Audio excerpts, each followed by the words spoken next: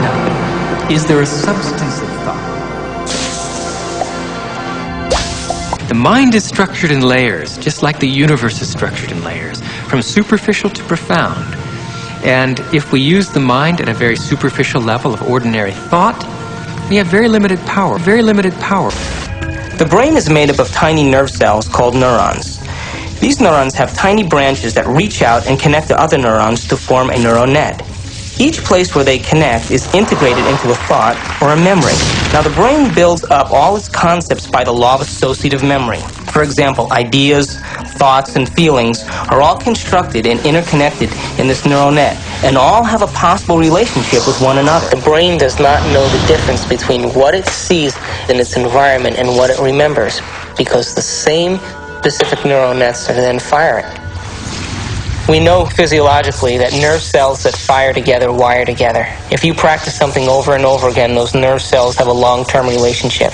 If you get angry on a daily basis, if you get frustrated on a daily basis, if you suffer on a daily basis, if you give reasons for the victimization in your life, you're rewiring and reintegrating that neural net on a daily basis, and that neural net now has a long-term relationship with all those other nerve cells called an identity.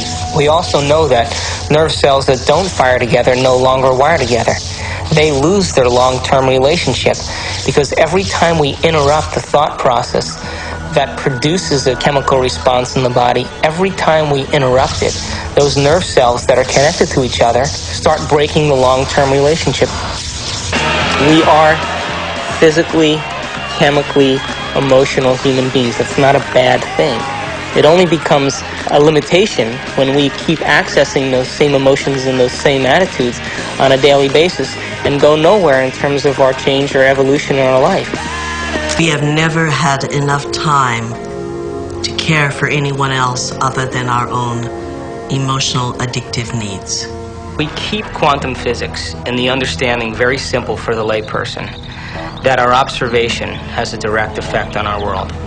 I think if we keep it very simple, then people can get about the business of beginning to practice the skill of observation. See, the subatomic world responds to our observation, but the average person loses their attention span every 6 to 10 seconds per minute. So that doesn't leave a lot of room for our attention span. So how can the very large respond to someone who doesn't have the ability to even focus and concentrate? Maybe we're just poor observers. Maybe we haven't mastered the skill of observation, and maybe it is a skill. And maybe we're so addicted to the external world and so addicted to the stimulus and response to the external world that the brain is beginning to work out of response instead of out of creation.